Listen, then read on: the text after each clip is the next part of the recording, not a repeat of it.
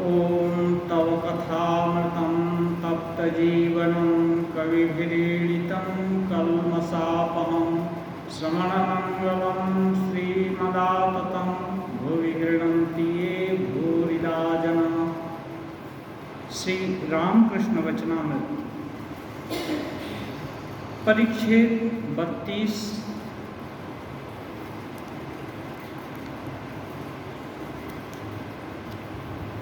नंदन बागान। ब्राह्म समाज के भक्त लोगों के साथ श्री रामकृष्ण देव श्री मंदिर दर्शन और उद्दीपन, श्री राधा का प्रेमोन्माद। मास्टर महाशय कुछ हेडिंग देते हैं और जो प्रसंग बाद में आने वाला है उसका। तो ये नंदन बागान का ब्रह्म समाज स्थान है। भक्त लोगों के साथ श्री रामकृष्ण देव का कथन होगा। श्री रामकृष्ण नंदन बागान के ब्रह्म समाज मंदिर में भक्तों के साथ बैठे हैं। ब्राह्म भक्तों से बातचीत कर रहे हैं। साथ में राखाल मास्टर आदि हैं। शाम के 5 बजे होंगे। काशीश्वर मित्र का मकान नंदन बागान में है। वे पहले सब जज थे। वे आदि ब्राह्म समाज वाले ब्राह्म थे। अपने ही घर पर ईश्वर की उपासना किया करते थे और बीच बीच में भक्तों को निमंत्रण देकर उत्सव मनाते थे। उनके देहांत के बाद श्रीनाथ, यज्ञनाथ आदि उनके पुत्रों ने कुछ दिन तक उसी तरह उत्सव मनाए थे। वे ही श्री रामकृष्ण को बड़े आदर से आमंत्रित कर लाए हैं। काशीश्वर मित्र ये जो सब जज थे, इनके देहावसान के बाद इनके पुत्र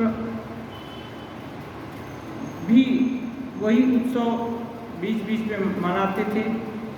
तो इस बार श्री रामकृष्ण देव को निमंत्रण देकर के बुलाए हैं।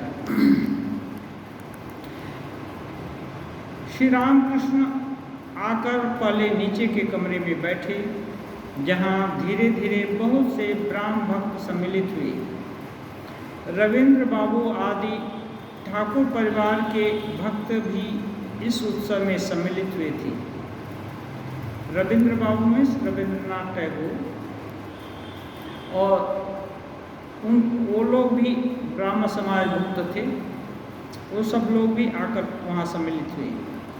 बुलाए जाने पर श्री रामकृष्ण ऊपरी मंजिले के उपासना मंदिर में जा विराजे। ऊपरी तल्ला में उपासना मंदिर था। श्री रामकृष्ण को बुला कर ले जाया गया। वहाँ जाकर बैठे। कमरे के पूर्व की ओर वेदी रची गई है। नैऋत्य कोण में एक पियानो है। कमरे के उत्तरी हिस्से में कुछ कुर्सियाँ रखी हुई हैं। उसी के पूर्व की ओर अंतःपुर में जाने का दरवाजा है। शाम को उत्सव के निमित्त उपासना होगी। आदि ब्राह्म समाज से श्री भैरव वंदोपाध्याय और 1-2 भक्त मिलकर वेदी पर उपासना का अनुष्ठान करेंगे। गर्मी का मौसम है। आज बुधवार चैत्र की कृष्णा दशमी है। 2 मई 1883 ईस्वी। अनेक ब्राह्म भक्त नीचे के बड़े आंगन या बरामदे में इधर उधर घूम रहे हैं। श्री जानकी घोषाल आदि 2-4 सज्जन उपासना गृह में आकर श्री रामकृष्ण देव के पास बैठे। वे उनके श्रीमुख से ईश्वरी प्रसंग सुनेंगे। कमरे में प्रवेश करते ही श्री रामकृष्ण ने वेदी के सम्मुख प्रणाम किया। फिर बैठकर राखाल मास्टर आदि से कहने लगे। वेदी पर कुछ रखा नहीं है, वो लोग मूर्ति वगैरह नहीं रखते, फिर भी श्री रामकृष्ण देव गए तो बेटी को प्रणाम किया। क्यों? वहाँ बैठकर भगवत प्रसन्न होता है, इसलिए।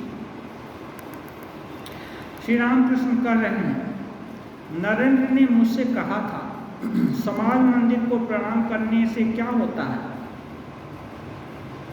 ठाकुर जागते तो कभी ऐसे प्रणाम करते, तो नरेंद्र नाथ पूछे, वहाँ तो कोई देवी देवता का मूर्ति नहीं है, कुछ नहीं है, प्रणाम करने से क्या होता है? श्री रामकृष्ण देव उत्तर देते हैं, मंदिर देखने से ईश्वर की याद आती है, उद्दीपना होती है। जहाँ उनकी चर्चा होती है वहाँ उनका आविर्भाव होता है और सारे तीर्थ वहाँ आ जाते हैं।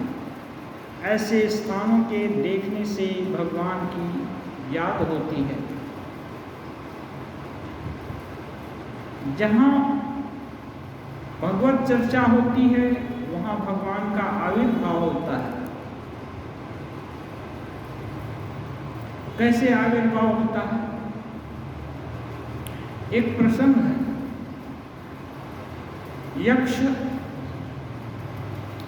परीक्षा लेने के लिए आए थे। युधिष्ठिर के अन्य सभी भाई नहीं माने, पानी पीने के लिए गए और एक एक करके मर गए। और फिर युधिष्ठिर आए तो यक्ष बोला कि खबरदार, पानी पीने के पहले मेरे प्रश्नों का उत्तर देना है। ये मेरा तालाब है, मेरे अधिकार का है, इसलिए यदि मेरी कुछ चीज़ किसी को चाहिए तो मुझसे अनुमति लेनी होगी। तब युधिष्ठिर भी बहुत प्यासे थे, लेकिन ये संयत आत्मा थे, संयत चित्त थे। अर्जुन बहुत बड़े धनुर्धर थे, भीम बहुत बड़े बाहुबली थे, लेकिन ये युधिष्ठिर संयत आत्मा, माने इनका अपने पर कंट्रोल है, इसलिए प्यासे होने पर भी बोलते हैं ठीक है, आपका है तो जरूर आपके प्रश्नों का उत्तर मैं देने का कोशिश करूंगा, आप पूछिए। तो बहुत सारा प्रश्न किया है, मैं सब प्रश्न वो सब हम लोगों को नहीं देखना है। उसमें एक प्रश्न है कि आदमी कब तक जिंदा रहता है, पुरुष कब तक जिंदा रहता है? तो युधिष्ठिर कहते हैं, दिवं स्पृशति भूमिं च शब्दः पुण्येन कर्मणा यावत् स शब्दो भवति तावत् पुरुष उच्यते। दिवं माने स्वर्ग लोक और पृथ्वी लोक में,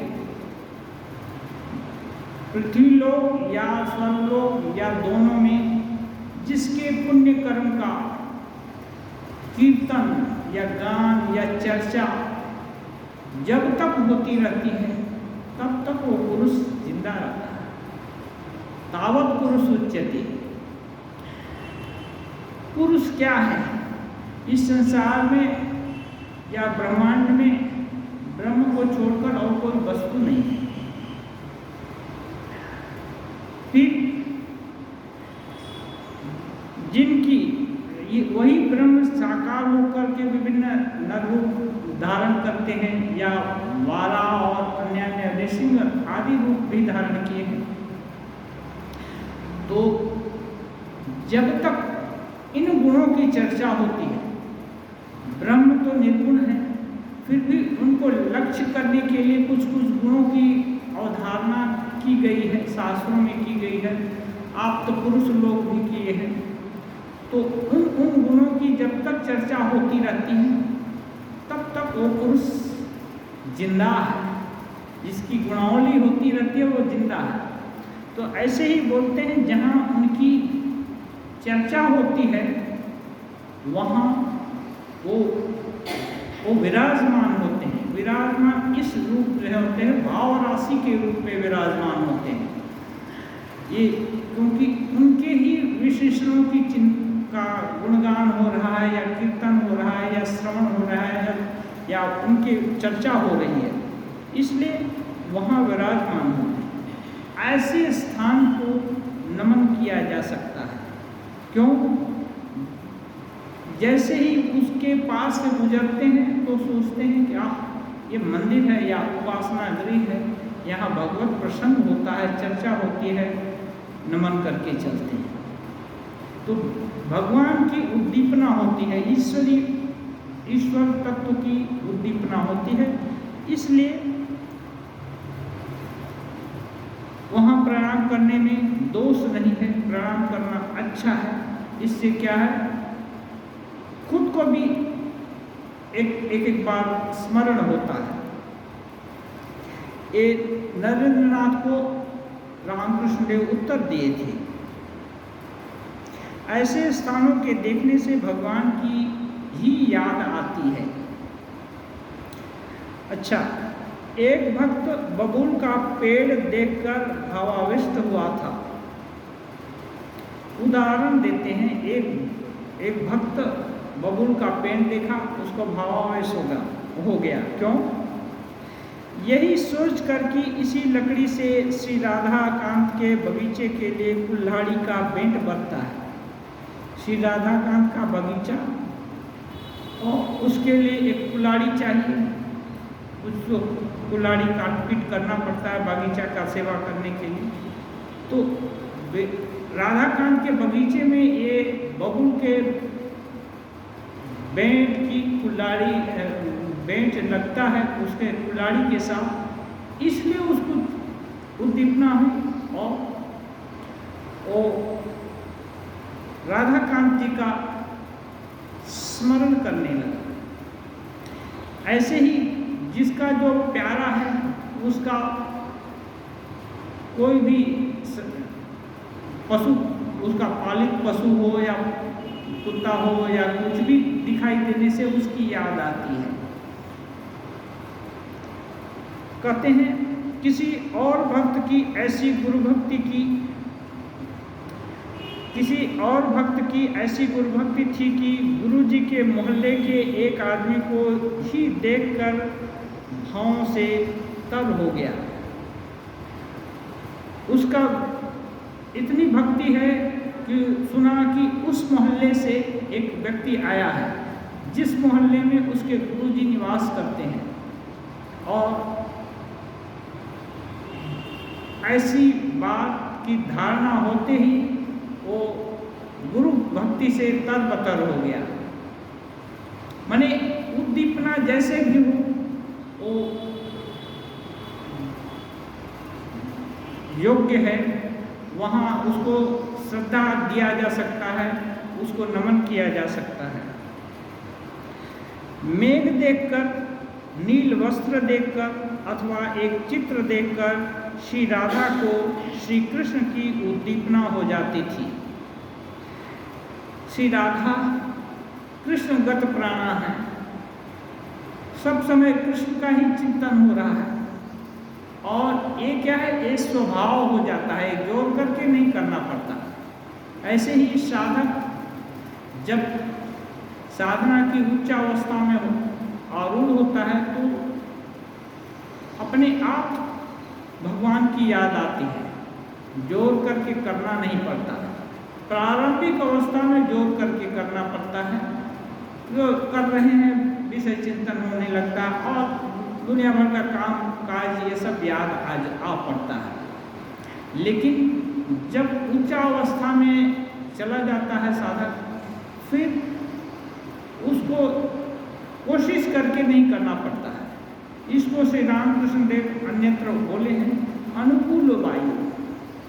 जब अनुकूल वायु बहने लगती है तो नाविक को ज़्यादा चप्पू चलाने का जरूरत नहीं होता है, पाल उठा दिया और नौका अपने से चली जा रही है, केवल हाल पकड़ कर रखा है एक जन, और दूसरा लोग बांग आदि पीट करके और थोड़ा रिलैक्स हो करके दूसरा काम करने लगते हैं, भांग पिएंगे या और थोड़ा गपशप करेंगे, आनंद मनाएंगे।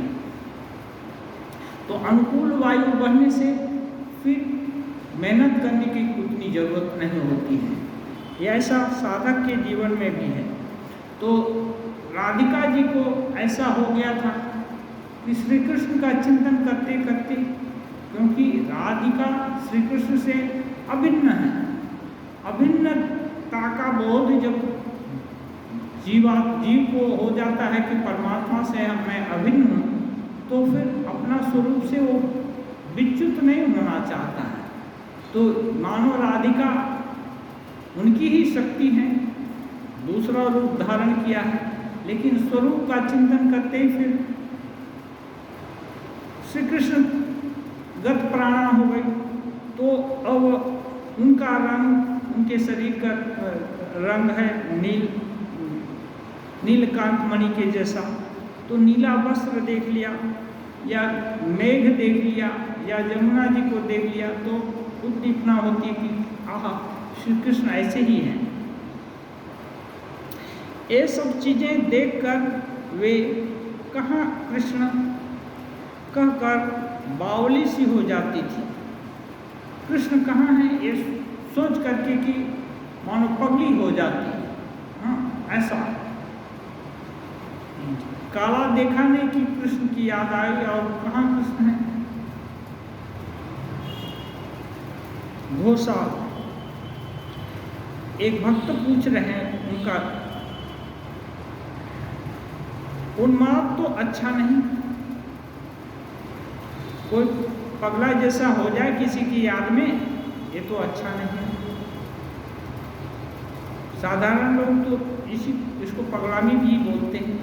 अब श्री रामकृष्ण बोलते हैं, यह तुम क्या कह रहे हो? ये प्रश्नवाचक है, यह तुम क्या कह रहे हो? यह उन्माद विषय चिंता का फल थोड़े ही है कि उससे बेहोशी या पागलामी आ जाएगी। ये बेहोशी आ जाएगी ये नहीं है होने वाला, ये विषय चिंता का फल नहीं है। यह अवस्था तो ईश्वर चिंतन से उत्पन्न होती है। क्या तुमने प्रेमोन्माद ज्ञानोन्माद की बात नहीं सुनी? ये विषयी लोगों की बात नहीं है। प्रेमोन्माद ज्ञानोन्माद ये साधकों के स्तर की बातें हैं। ये जो साधना में कुछ आगे नहीं गए हैं वो प्रेम का बात क्या समझेंगे? प्रेम मीन्स अपार्थिव प्रेम। यहाँ कुछ लेन देन का चक्र नहीं चलता है, प्रेम के कारण ही प्रेम होता है। ये सब और ज्ञानोन्माद एकदम जहाँ भी देखें वही जित देखो तित राम। हाँ, जहाँ देखो नजर पड़ता है अपने इष्ट ही दिख रहे हैं। तो ये अवस्था में श्री रामकृष्ण देव बोलते हैं इसको पागलामी नहीं करते हैं। एक बार भवनाथ बाद में पहले तो रामकृष्ण देव के पास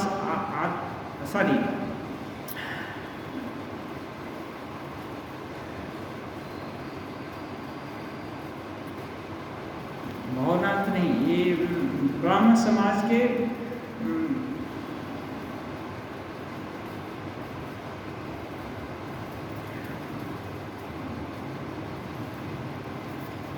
अभी याद नहीं पड़ रहा। ब्राह्मण समाज के एक लीडर वो श्री रामकृष्ण को बोलते हैं कि श्री रामकृष्ण पगले हो गए हैं। हाँ, ज़्यादा ईश्वर ईश्वर करके। हाँ, तो श्री रामकृष्ण उनको बोले थे कि अच्छा, तुम लोग विषय चिंतन करके पगले नहीं हुए और मैं ईश्वर का चिंतन करके पगला हो गया। ईश्वर चिंतन से कहीं कोई पगला होता है?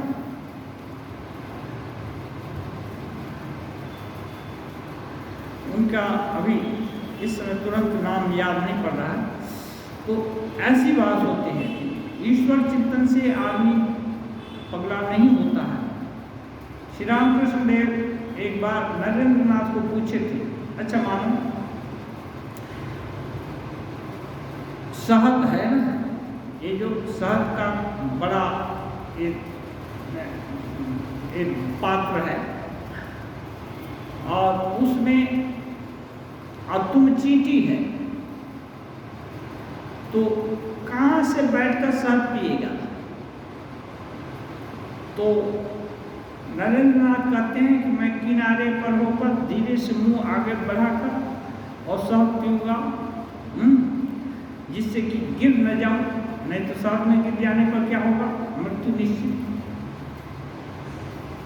तो श्री रामकृष्ण देव बोलते हैं, बेटा ये जो क्षीर समुद्र है, ईश्वर समुद्र है, उसमें गिर करके डूबने का, मरने का भय नहीं होता। उसमें गिरने से आदमी अमर हो जाता है। इसलिए दोनों हाथ छोड़कर कूद करके उसमें ब्रह्म समुद्र में यदि कोई कूदे तो अमर हो जाता है। ईश्वरी जो ये शहद है या और कुछ मधु है, ये सब से हो सकता है चींटी मर जाए, लेकिन ब्रह्म समुद्र है ना, वहाँ गिरने से आदमी कभी नहीं मरता है। तो फिर अब कोई पूछ रहे हैं उपाय क्या है? ईश्वर पर प्रेम तथा षड्रिपुओं की गति बदलना। ईश्वर पर प्रेम और षड्रिपुओं की गति बदलना। एक ब्राह्मण भक्त पूछ रहे हैं, किस उपाय से ईश्वर मिल सकता है? श्री रामकृष्ण, उस पर प्रेम हो और सदा यह विचार रहे कि ईश्वर ही सत्य है और जगत अनित्य। उस पर प्रेम हो। बोलना कि ईश्वर पर प्रेम हो इतना आसान नहीं। जिस चीज को कभी नहीं देखा, कभी नहीं सुना, कभी जाना ही नहीं, उस पर बड़ा प्रेम कैसे होगा? इसलिए तुलसीदास जी कहते हैं, ज्ञाने बिनु न होहि परितीति, बिनु परितीति होहि नहीं प्रीति। पहले तो किसी चीज को जानना पड़ेगा कि क्या है। जैसे माँ बोल दिया छोटे बच्चे को कि बेटा ये तुम्हारा बड़ा भैया है, तुम्हारा दादा लगता है। अब बच्चे का माँ के साथ बहुत दिनों का संबंध है। वो बच्चा छोटा जानता है कि माँ कभी भी उसको खराब चीज नहीं बोल सकती है, ऐसा कुछ भी नहीं बोलेगी जो उसके लिए ठीक न हो। माँ जो भी बोलती है उसको बच्चा सत्य ही समझता है, क्यों? माँ इतना प्यार देती है, इतना हर कुछ उसके लिए जो भी जरूरी होता है सब कुछ करती है, खाना खिलाती है, हर चीज़ किया है और एकदम जन्म से ही वो देख रहा है। इसलिए माँ पर अटूट विश्वास है। माँ बोलती है ये हमारा बड़ा भैया है, तो इफ बट कोई क्वेश्चन नहीं है, कैसे भैया हो गया, ये सब नहीं है, तुरंत तो मान लेता है भैया है। ऐसे ही पहले ईश्वर तत्व तो क्या है जानना पड़ेगा। जानने के बाद तो थोड़ा विश्वास होगा। अभी जानेंगे कैसे, बहुत कठिन है। अब इसके लिए ही जितने भी षट दर्शन हैं, हाँ, 6 सिस्टम ऑफ फिलॉसफी, क्योंकि मनुष्य का दिमाग बहुत तरह का कॉम्प्लिकेटेड है। ये ऐसा कंप्यूटर है भगवान बनाए हैं। अभी का जितने भी कंप्यूटर बने हैं, एक दो ब्रेन ले लेंगे और सभी से ज़्यादा कॉम्प्लिकेटेड है। तो शास्त्र भी इसलिए बहुत तरह के उपाय बताएं। तर्क, श्रद्धा के लिए कहानी, विभिन्न चरित्रों का निरूपण और वेद में विभिन्न तथ्यों का ये विभिन्न तथ्य जो ऋषि मुनि लोग देखे, साक्षात्कार किए, वो सब शास्त्र बताते हैं। तो शास्त्र अध्ययन करना पड़ेगा और सत्संग सुनना पड़ेगा।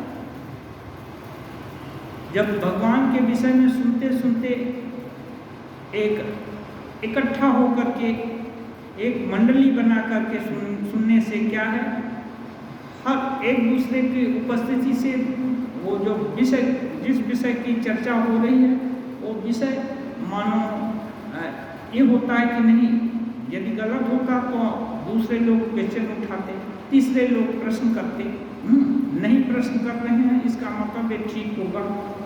तो ऐसे समूह में चिंतन करना, फिर व्यक्तिगत चिंतन करना, और सोचते सोचते जो भी सुख दुख का घर में समाज में जो कुछ भी अनुभव होता है उसको अपने अनुभव से रिलेट किया कि ईश्वर तत्व और जो जागतिक सत्य है ये इसका क्या संबंध है, कौन सा सही है। हाँ, सत्य क्या है, वो चिरस्थायी है, और भगवान क्या है, सत्य स्वरूप ही है। जो सत्य स्वरूपता है वही भगवत तत्व है। तो जब ये बहुत दिन के प्रयास से, चिंतन से,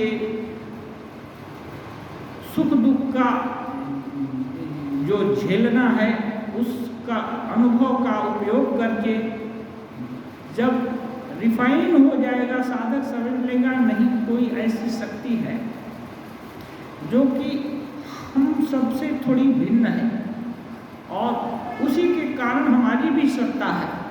वो भीतर से सुनती है, बाहर से भी ये करते हैं, ऋषि लोग बोलते हैं, साधक लोग बोलते हैं, अवतार पुरुष लोग बोले हैं।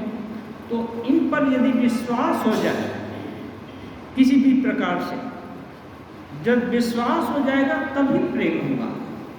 इसीलिए साधु संग और शास्त्र पठन, केवल शास्त्र पढ़ने से हो सकता है भ्रम हो जाए कि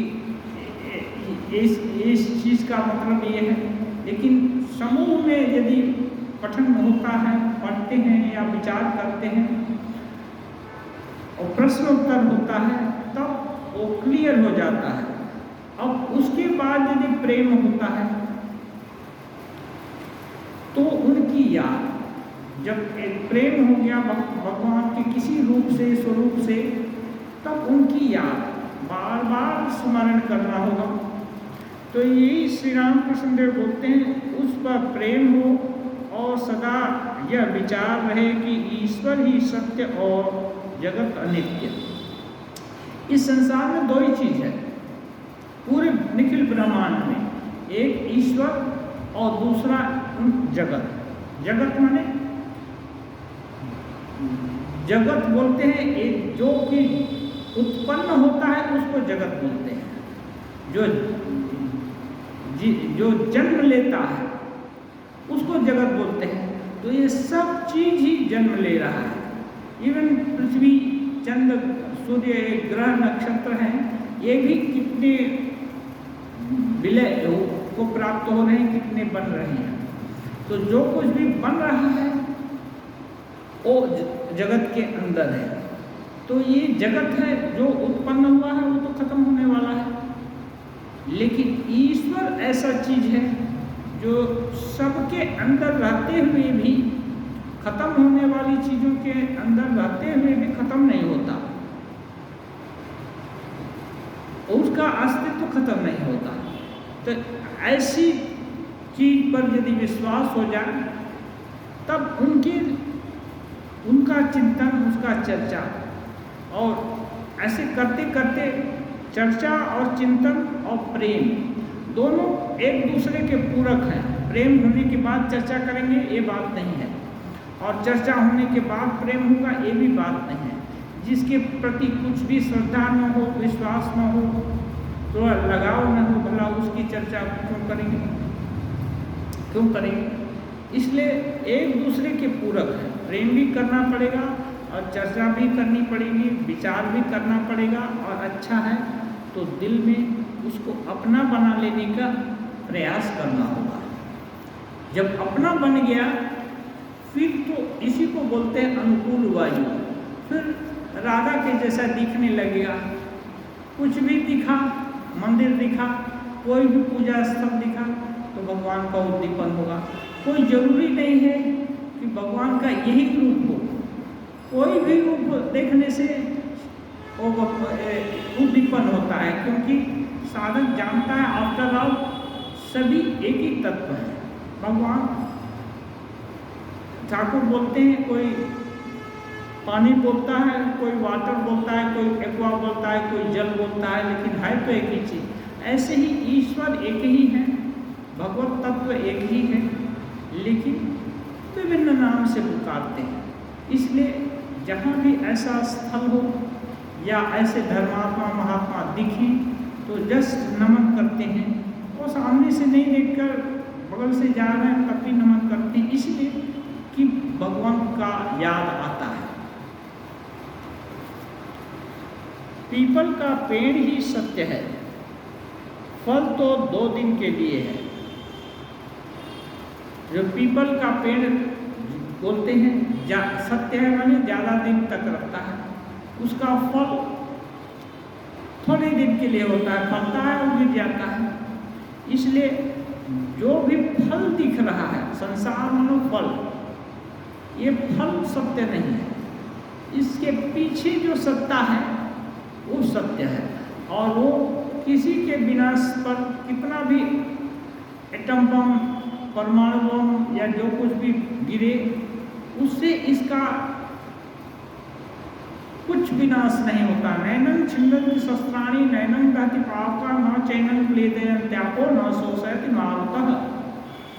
इस आत्मा को अस्त्र शस्त्र नहीं काट सकते, आग नहीं जला सकती, वायु नहीं उड़ा सकती, इसका किसी प्रकार से विनाश नहीं हो सकता है, अविनाशी है।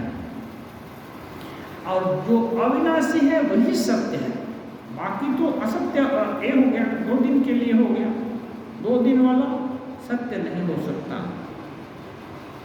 श्री राम कृष्ण 6 रिपुओं को ईश्वर की ओर मोड़ दो, उपाय बता रहे हैं, क्योंकि ब्रह्म भक्त उपाय पूछ रहे हैं। तो संक्षेप में बोल दिए, ईश्वर पर प्रेम और सत असत ये विचार करना है, विचार भी करना, प्रेम भी होना है, लेकिन इतना जल्दी होता नहीं। तो सहज उपाय और धीरे धीरे इसी का विश्लेषण कर रहे हैं। 6 रिपुओं को ईश्वर की ओर मोड़ दो। काम, क्रोध, मद, मोह, लोभ, ये सब जितने भी रिपु हैं, ये इनको रिपु बोलते हैं साधक, क्योंकि ये संसार की तरफ ले जाते हैं। शब्द, रूप, रस, गंध ये लोग संसार की तरफ ले जाते हैं। जो अनित्य है उसकी तरफ खींचते हैं, इनकी सहज प्रवृत्ति है। तो जब सहज प्रवृत्ति है ऐसी, तो उनको क्या करना हो, अच्छा चीज देखने से आँख जाएगी ही, तो ठीक है, उससे भी अच्छा कोई है क्या, या इसके भीतर क्या है, एनालिसिस किया और इससे अच्छी चीज क्या होगी। तो इसलिए एनालिसिस करने से भगवान से सुंदर, आकर्षक, नेत्रों को सुख देने वाला और कुछ नहीं है। तो जब देखने की ही इच्छा कर रहा है तो भगवान को देखने का इच्छा करो। सुनने का ही इच्छा है तो आलतू फालतू गाना सुनने के बदले कर्ण प्रिय ये सब चीज न होकर भगवत प्रसंग सुना जाए, भजन सुना जाए।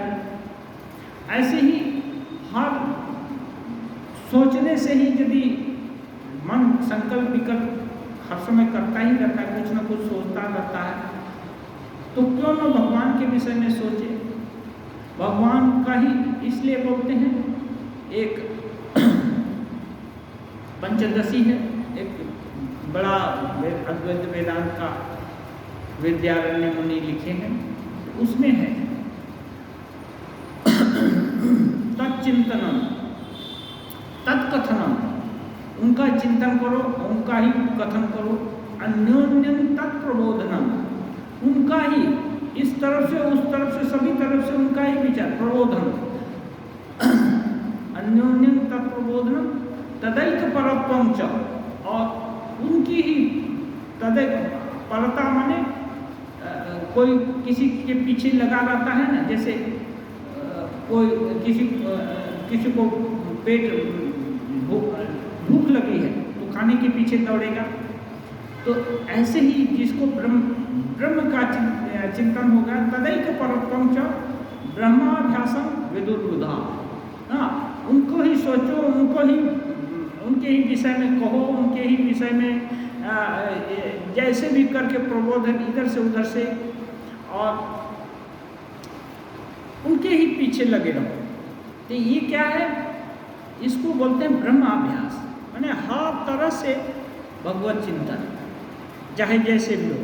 तो इसलिए रिपु को यदि मोड़ दिया, रिपु खत्म नहीं हुए, कामना ही होती ही है, तो पाने की इच्छा, धन चाहिए और विषय संसर्ग चाहिए, तो नहीं, इसका थोड़ा मूल्य है। भगवान मिल जाए तो अकूत संपत्ति का, अकूत ऐश्वर्य का, अकूत आनंद का भंडार है, तो भगवान को पाने की क्यों नहीं कामना की जाए। क्रोध ही करना है तो भगवान क्यों नहीं मिलते, ये सोचकर क्रोध किया जाए। तो कहते हैं जो ईश्वर की राह पर बाधा पहुंचाते हैं उन पर क्रोध हो, उसे ही पाने के लिए लोभ हो। लोभ ईश्वर को पाने के लिए इच्छा, ईश्वर से बढ़ करके अच्छा और श्रेष्ठ और बढ़िया चीज़ क्या है। तो यदि पाने का ही लोभ है कोई चीज़, तो ईश्वर को क्यों न पाएं। यदि ममता है तो उसी के लिए हो, अब स्नेह ही करना है तो बेटा बेटी, पति पत्नी, ये सब के लिए क्यों स्नेह हो। हाँ, ईश्वर के लिए स्नेह हो। जैसे मेरे राम मेरे कृष्ण। अच्छा, यदि अहंकार करता है तो विभीषण की तरह अहंकार ही करना है, तो विभीषण का अहंकार था कैसे, मैंने श्री राम जी को प्रणाम किया है, फिर यह सिर और किसी दूसरे के सामने नहीं झुकाऊंगा। विभीषण दूसरे को प्रणाम नहीं करते, क्यों, ये सिर राम जी के आगे झुका है और किसी को नहीं झुकेगा। तो ये अभिमान, तुम कहने का मतलब हर चीज उनकी तरफ मोड़ दो। अब कोई बोलेगा हरि को देखा नहीं, हरि को कैसे मोड़ दें। तो इसके लिए भी रामकृष्ण और विवेकानंद जी ये लोग दिए हैं प्रैक्टिकल वेदांत। क्यों सोचते तुम्हारा बेटा है, तुम्हारी बेटी है, तुम्हारा बाप है, तुम्हारा माँ है या जो कुछ, ये सोचो भगवान ही तुम्हारा बेटा के रूप में, बेटी के रूप में, जितने भी लोग हैं उनके रूप में आए हैं, तुम्हारी सेवा चाहते हैं विभिन्न रूप से।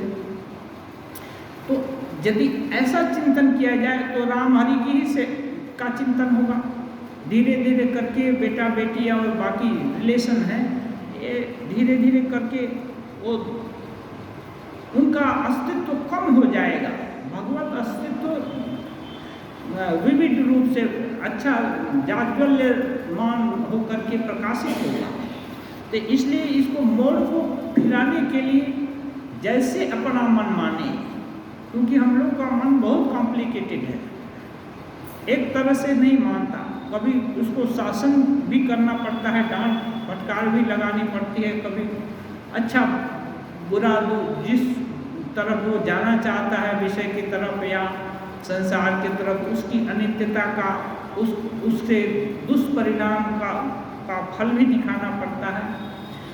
तो जितने भी उपाय हैं वो सब का अवलंबन करके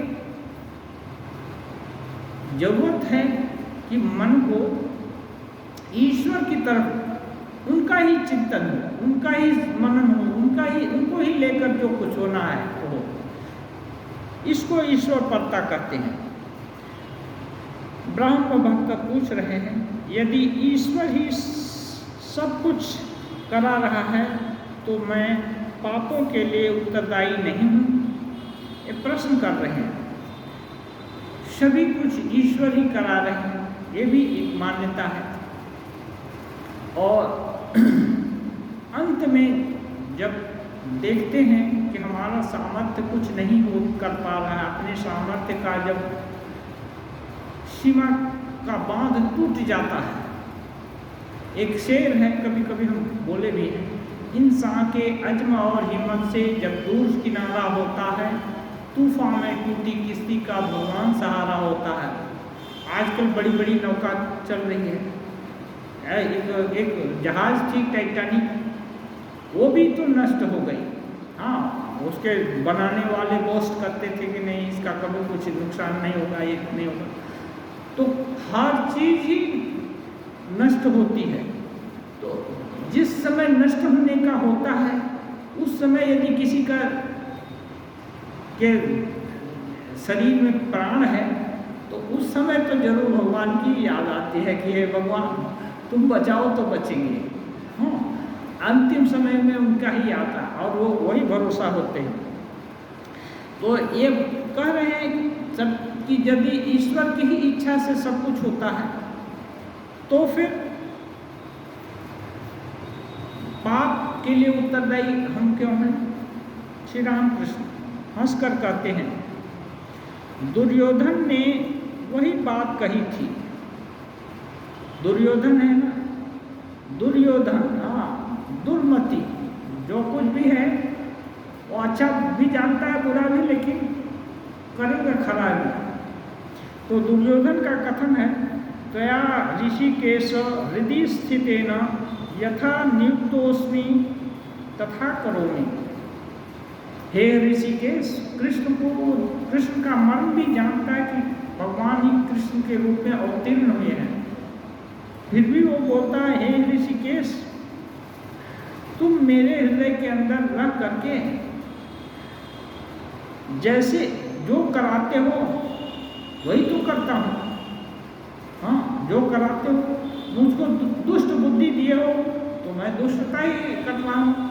तुम समझौता करने के लिए दिल में हमारे को इच्छा नहीं देते, तो मैं कैसे समझौता करूँ?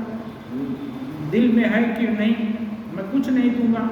हाँ, मेरे अंदर ज्वाला है इस प्रतिशोध की, विरोध की, तो मैं क्या करूँ? इसलिए तुम हमारे हृदय के अंदर बैठकर जैसा कराते हो वैसा ही मैं करता हूँ। सब ठीकरा जो है कृष्ण के ऊपर फोड़ दिए कि तुम्हारा ही, तुम तो जानते हो कि ये तुम प्रेरणा दे रहे हो, इसलिए मैं ऐसा करता हूँ। तो इसको एक ठाकुर एक बार बोले हैं, पटवारी बुद्धि। जो कुछ भी अच्छा हुआ मेरे द्वारा, खराब हुआ वो भगवान के द्वारा या भगवत शक्ति। हाँ, एक गाय मार दिया, एक गुस्सा होकर के एक माली गाय चर रही थी तो इतना पीटा कि गाय मर गई। तो अब वो उसका एक तो हुआ कि अब बागान नष्ट करना खत्म हो, बच गया, लेकिन गाय मरने का भी तो अपराध है। तो अब गो हत्या उस माली के पास आई, तो माली भाग्य से ब्राह्मण था, तो बोलता है नहीं, ये मैंने तो मारा नहीं, ये तो इंद्र का काम है, इंद्र ने मारा है, हाथ का देवता इंद्र होता है, इंद्र ने मारा है। तो इंद्र दोषी है, इसलिए दोषी तो मैं नहीं। तो क्या करेंगे? जब आप दिल से एक्सेप्ट नहीं करेंगे कि कुछ आप किया है, तब तक आपके पास डूअरशिप का ये नहीं होगा, आप करता है ये नहीं होगा। जब करता नहीं है तो भोगता भी नहीं है। तो वो हत्या फिर जाए इंद्र के पास गई कि नहीं, ये तो तुम इसके देवता हो और मारे हो। तो इंद्र सोचे कि अच्छा ठीक है, ऐसी बात है, हम कुछ नहीं किए तब भी हम दोषी हो गए, ठीक है। तो इंद्र एक ब्राह्मण का भेष बना करके आकर के उस बागीचे में घूमने लगे। इधर बढ़िया बागीचा है, उधर बढ़िया बागीचा है, ऐसे प्रशंसा करने लगे, अपने से ही बड़बड़ा रहे हैं। फिर देखा एक आदमी, वो बोला, एक माली है, तो उसको पूछ रहे एक इतना सुंदर पेड़ कौन लगाया, वो कौन लगाया, एक वो सब मालिक बोलने लगा। जब प्रशंसा किया जाता है किसी का तो वो फूले नहीं संभालता है, वो बोलने लगा ये मैंने किया, वो मैंने किया, वो मैंने किया।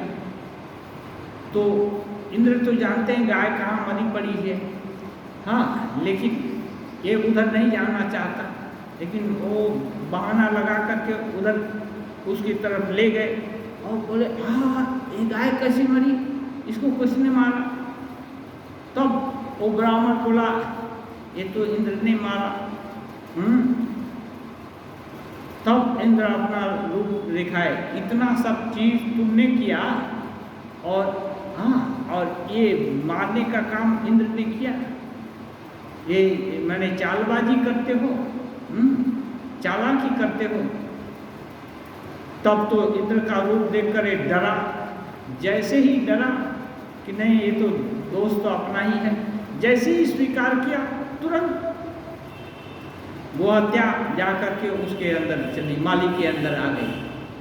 क्या है, जब तक हम किसी को भीतर आने नहीं देंगे, रोग शोक हो या अच्छाई बुराई हो, बिना हमारी परमिशन के आ नहीं सकता। जब तक सोचते हैं कि कहीं बीमार ना हो जाए, बीमार ना हो जाए, तो मतलब इनडायरेक्टली उसको परमिशन दे रहे हैं कि ठीक है बीमार होने का चांस है, हाँ तो बीमार हो जाते हैं। नहीं तो बीमार होने का यदि कोई सोच ना हो तो बीमार हो नहीं सकता आदमी। ऐसे ही ये है, शुभ अशुभ संस्कार सोचते हैं कि कहीं ये ना आ जाए, ये ना आ जाए, तो अशुभ संस्कार भी घुस जाते हैं। ना आ जाए मैंने निगेटिव रूप से सोचना हुआ, इसका मतलब उसको ये सहमति दे रहे हैं, इसलिए चल। तो ये दुर्योधन बोलते हैं कि आप जैसा कराते हो केशव वैसा ही तो करता हूँ। तो केशव भी मुस्कुराते हैं, हाँ अच्छा मैं ही कराता हूँ। तो उनके केशव को बांधने के लिए भी उपाय किए, तो केश दिखाए अपना ये जो विराट रूप दिखाए, और तब ये लोग डर गया, डर करके फिर कुछ नहीं किया। श्री रामकृष्ण देव कहते हैं जिसको ठीक विश्वास है कि ईश्वर ही करता है और मैं अकर्ता हूँ, वह पाप नहीं कर सकता। ये है, ये इसको बोलते हैं सिद्धांत वाक्य। सिद्धांत वाक्य माने जो अल्प बुद्धि हैं, इमैच्योर लोग हैं, वो अच्छा किया तो मैंने, खराब किया तो भगवान ने, हाँ दैव ने करा दिया और मर गए, ये हमारा ये हो गया। ये नहीं, अच्छा किया तो मैंने क्यों किया, भगवान ने किया। हाँ इसलिए बोलते हैं जो जिनका ठीक ठीक विश्वास है कि ईश्वर ही करता है, उनसे कभी कोई खराब काम नहीं हो सकता, उनसे कोई पाप कर्म होगा ही नहीं। इसको रामकृष्ण देव अन्यत्र बोले हैं, बेताल में पैर नहीं पड़ता। जो अच्छा डांसर है वो कैसे भूल कर भी अपना अंग संचालन करे तो बेताल नहीं होगा, ताल से युक्त ही होगा। हाँ वो जैसा करेगा, जो अंग भंगी प्रदर्शित करेगा वही ताल हो जाएगा। इसलिए जिसने नाचना सीख लिया है उसके पैर ताल के विरुद्ध नहीं पड़ते।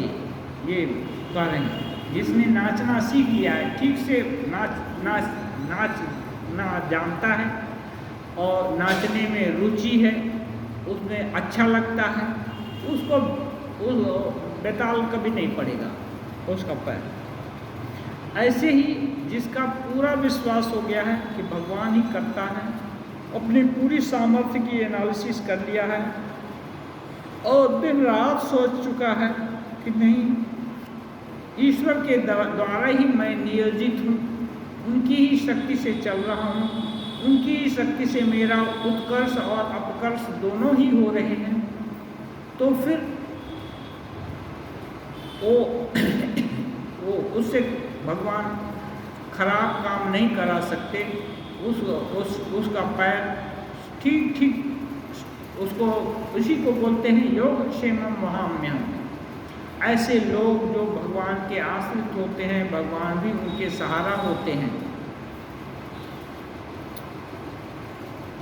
मन शुद्ध न होने से वह विश्वास ही नहीं होता कि ईश्वर है। अब एक दूसरी बात कर दी, शुद्ध मन नहीं होगा तो ये विश्वास करना असंभव है कि ईश्वर है। ईश्वर है ये विश्वास बहुत नहीं होता। ईश्वर है माने क्या? ईश्वर एक शब्द मात्र है। ईश्वर है, सर्वसमर्थ हैं, सब कुछ कर सकते हैं, वो मेरे अंदर भी हैं, सबके अंदर हैं, सबके अंदर है। इतना सब और भी बहुत सारे विशेषण हैं, वो सब होता नहीं। शुद्ध मन हो तब ये पूरा चीज आ जाएगा। क्यों? ईश्वर शुद्ध स्वरूप है। अशुद्धता शुद्ध अच्छी चीज है ना, खराब जगह नहीं टिक सकती है। हाँ, अभी एक ठाकुर का उदाहरण है, मैथुनी का, वो फूल के घर में नहीं टिक पाई। हाँ, उसको सोने के लिए दिया गया फूल के घर में, तो वो नहीं टिक पाई।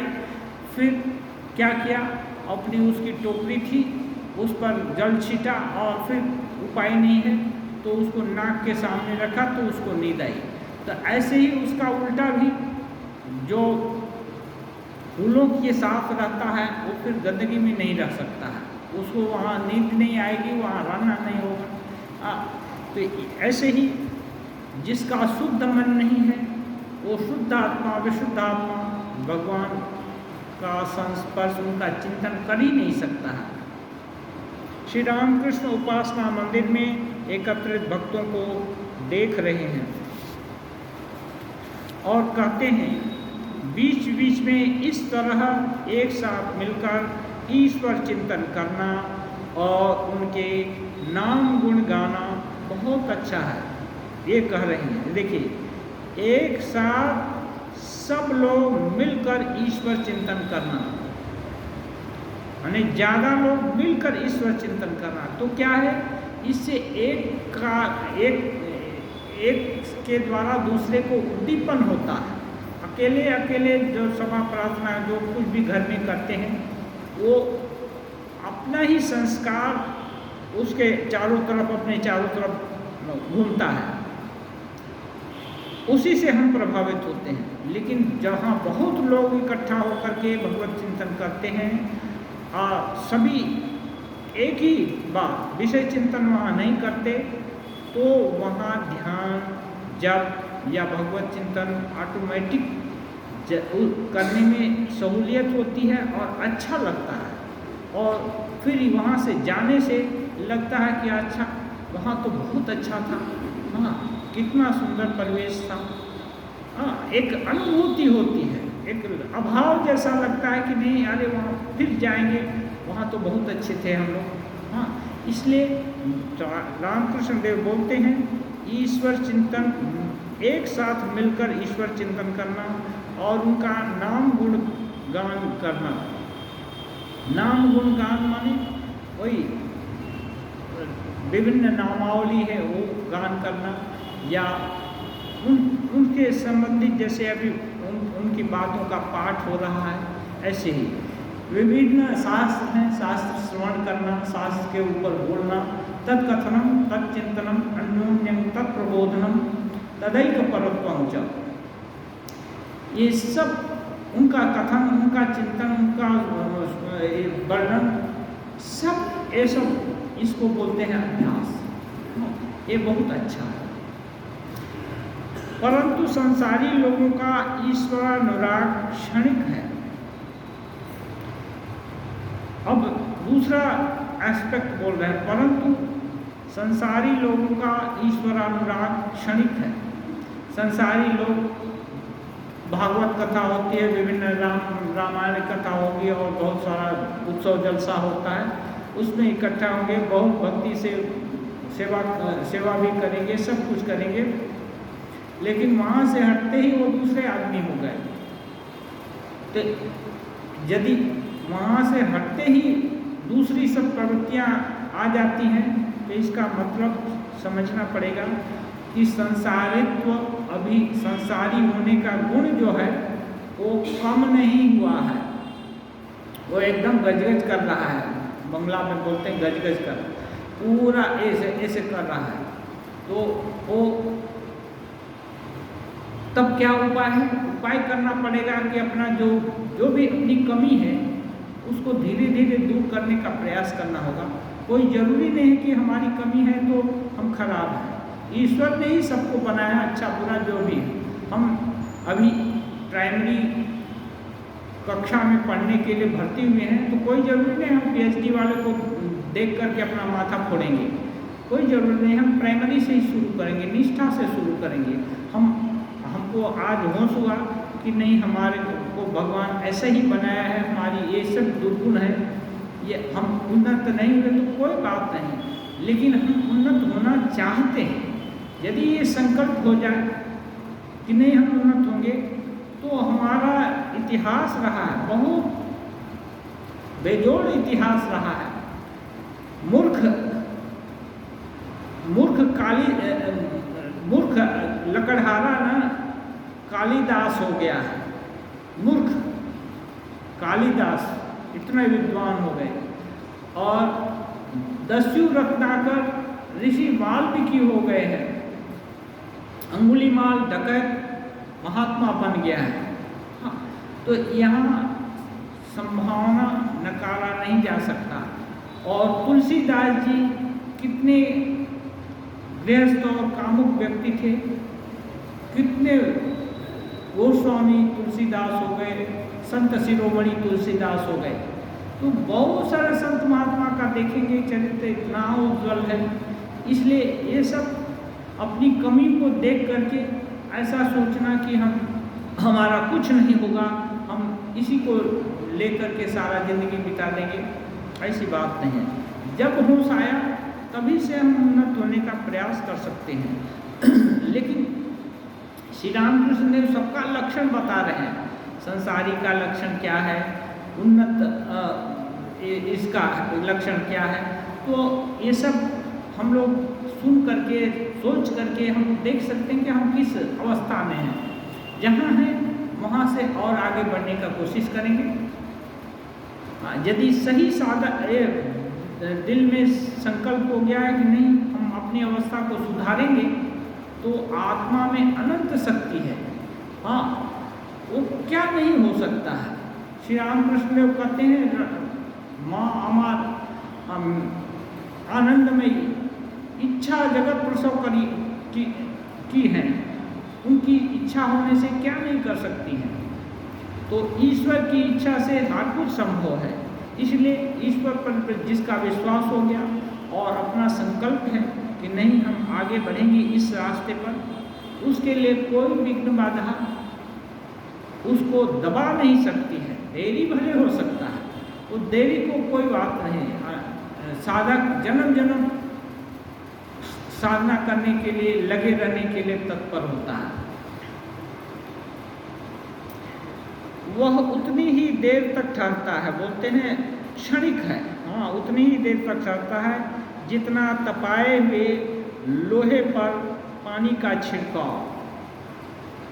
जब लोहा बहुत गर्म रहता है तो पानी छींटने से छक करके जल जाता है, तो एक क्षण के लिए, एक पलक झपने भर के लिए रहता है लोहे पर, बाकी तो जल जाता है।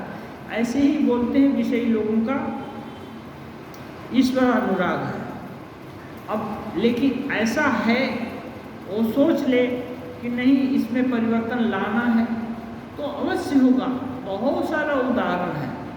हाँ, शास्त्र में विभिन्न रामायण, उपनिषद और ये क्या बोलते हैं पुराण, ये सब में है, बहुत सारा चरित्र है। तो इन लोग उन्नत हुए हैं और आत्मा तो का सहज स्वभाव तो मुक्त ही है, शुद्ध नित्य शुद्ध मुक्त बुद्ध स्वभाव। एक बद्ध होने वाला चीज नहीं है, लेकिन अज्ञान के कारण सब बधे हुए हैं। अब अज्ञान को अच्छा जब भी समझते हैं तो वो अज्ञान का बंधन खत्म नहीं होगा, लेकिन उसको यदि खराब समझने लगे, उससे जी छुड़ाने का प्रयास करने लगे, तो साधक को गुरु और उपदेष्टा ये सभी चीज़ मिल जाते हैं। धीरे धीरे करके धैर्य अवलंबन करना होगा, जल्दीबाजी करने से नहीं होगा। इसमें बोलते हैं शनै पंथा शनै कंथा शनै धर्मश्च शनै कर्मश्च पंथेते शनै शनै। ये सब धीरे धीरे होता है। शनै पंथा, रास्ता लंबा है तो धीरे धीरे चलना पड़ेगा। शनै कंथा, वो जो कांथा सिलाई करते हैं, वो बहुत सारा पुराना कपड़ा जुटा करके एक ऐसा कुछ मैट्रेस बनाते हैं घर में माता जी लोग, वो बहुत जगह चलता है, तो उसको कंथा, और वो इसे साधु लोग भी सिलाई करते हैं, पुराना पुराना मांग करके ये कर लिया, सिलाई कर दिया, और बैठने सोने के लिए एक दरी का जैसा हो गया। शनै कंथा शनै पर्वत लंघनम, पर्वत को दौड़ करके कोई लांघेगा तो फेंट हो जाएगा धीरे धीरे। शनै धर्मश्च, धर्म भी धीरे धीरे, कर्मश्च, कर्म भी धीरे धीरे करना चाहिए। कर्म माने कोई काम ये इसके लिए नहीं है, कर्म माने जो कोई भी सत्कर्म है उसको धीरे धीरे सिस्टमेटिक ढंग से करने का प्रयास करना है। तो ये सब चीज़ें लॉन्ग रन के लिए हैं। इस मेरे चरित्र पर अमिट छाप छोड़ेगी, इसलिए इनको धीरे धीरे ही किया जा सकता। जोर से जल्दी करने से कुछ कुछ दुर्घटना हो जाने का ये है। साधक यदि बहुत बेचैन हो तो क्या होगा, बहुत सारे साधक पागल हो जाते हैं। स्वामी जी बोले हैं 80-85% लोग पागल हो जाते हैं, कुछ लोग ही ठीक ठाक रहते हैं। और ये तो गीता में भी भगवान यथामपि सिद्धानां कश्चिन मांग बेटी तत्वता कोई ही पाता है। इसलिए ये करने का जरूरत नहीं, पागल होने का नहीं। धैर्य अवलंबन नहीं करेंगे तो पागलामी आ जाएगी। इसलिए शास्त्र को सुनना है और सुन करके मनन करना है और अपनी योग्यता को देखना है, परखना है, और उसमें दिन प्रतिदिन उन्नति लाना है। दूसरे से स्पर्धा करने से नहीं होगा, स्वयं से ये करना होगा कि हम क्या कर सकते हैं, क्या प्रयास करना है, कैसे करना है, और उपाय सोचना है। और श्री रामकृष्ण देव बोलते हैं सोचने से उपाय भीतर से आता है, और नहीं तो संत महात्मा से पूछना है और शास्त्रों में खोजना है कि ये ऐसी समस्या है, ऐसी समस्या का शास्त्रों ने क्या समाधान दिया है। ओम निरंजनम नित्यम अनंतरूपम भक्तानुकंपाधृत विग्रहम वै ईशावतारं परमेशमीड्यं तं रामकृष्णं शीर्षा नमामि।